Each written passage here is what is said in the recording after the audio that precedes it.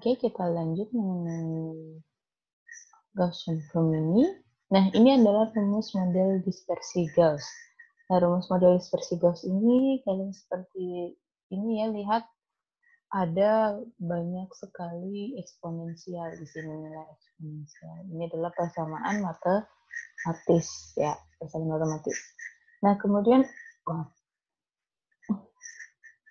kita lihat C ini adalah konsentrasi polutan dalam gram per meter kubik ya.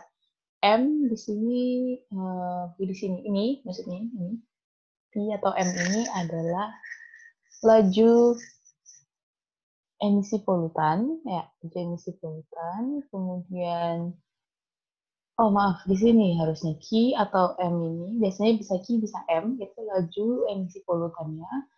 Kemudian 2 P ini di sini mu adalah kecepatan angin rata-rata. Kemudian kita ada standar deviasi Y, standar deviasi Z, dan U kecepatan angin ya. Eksponensial min setengah Y itu adalah jarak crosswind dari center line, dari plumnya itu ya, center line plum, jarak crosswindnya berapa. Kemudian theta Y adalah standar deviasi konsentrasi plum arah horizontal ini harusnya ya, arah horizontal kalau yang Y. Nah, kemudian eksponensial Z ini adalah jarak downwind vertikal ya, secara vertikal dari center line plum. Kemudian H tadi kita tahu adalah tinggi efektif ya, bukan hanya tinggi cerobong tapi tinggi efektif ya. Kemudian standar deviasi Z adalah standar deviasi konsentrasi plum arah vertikal, ini harusnya kayak ini sih, maaf. Kemudian kita lihat, ya ini tadi yang Ibu jelaskan bahwa kalau di model penyebaran polutan dari sumber titik berdasarkan sebaran Gauss, itu dia membentuk plum, ya membentuk plum seperti ini, dan di arah horizontal, ada di arah Y. Ya, bisa gambarin ya, kalau Y itu berarti arahnya horizontal.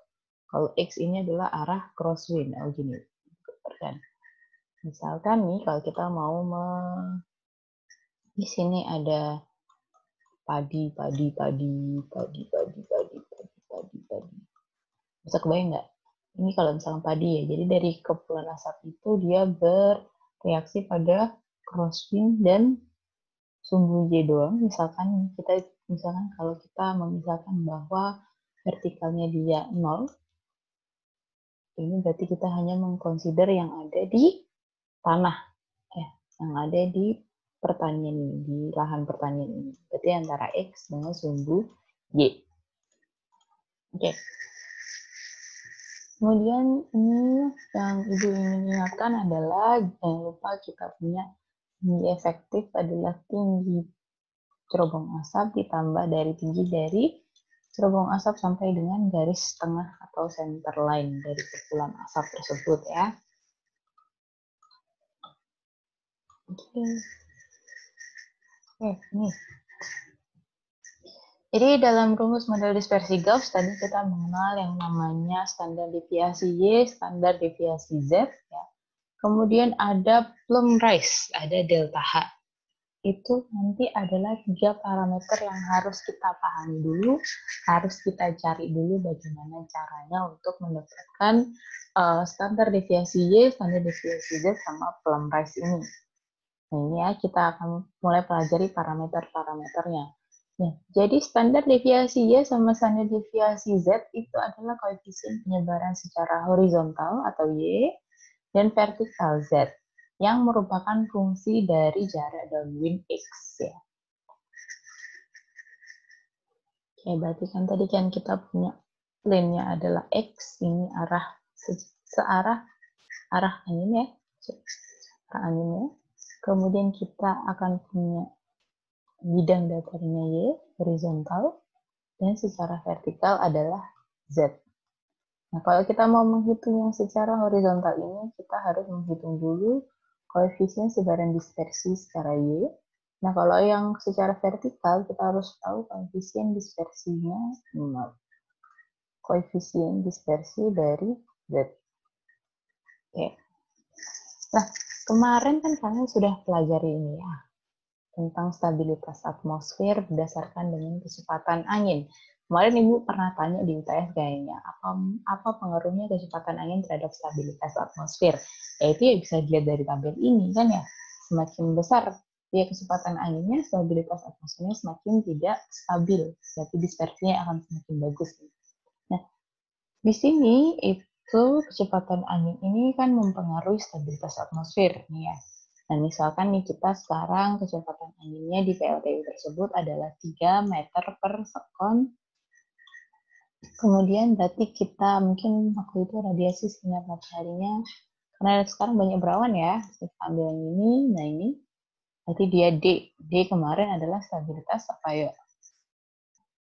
Kalau A stabil atau instabil? Kalau A stabil ya, stabil, relatif stabil, normal, tidak stabil, sangat tidak stabil. Berarti ini ada tidak stabil ya D. Misal stabilitas kelasnya berarti kita adalah D. Nah, berarti kalau kita mau menghitung ini ya, standar koefisien penyebarannya adalah menggunakan rumus ini. Untuk yang Z-nya itu menggunakan rumus yang ini ya. Pangkat min setengah berarti dia 1 per akar ya. Dan di sini kita lihat ada X. Nah, X ini adalah jarak dari downwind dari sumber dalam satuan meter. Misalkan kita mau lihat dari jarak 1000, maka 1000 yang dimasukkan sebagai nilai X. Nanti berarti kita lihat lagi jarak 1000, 200, 1400, kita hitung semua. Nah, kalau kita pakai perhitungan sendiri, pakai Excel jelas lama, makanya kita nanti akan menggunakan tapi kita akan membandingkan ya penghitungan secara manual dengan penghitungan secara pakai screen view gitu ya.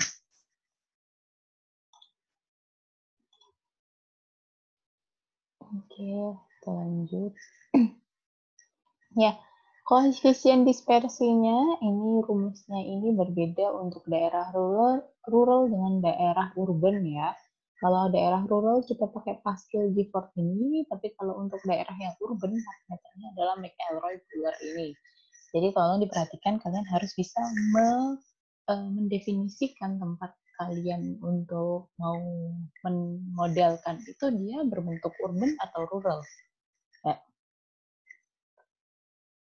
Oke, jadi stabilitas atmosfernya Pascal Gifford ini juga bisa kita hitung dengan cara seperti ini ya, ini rumusnya.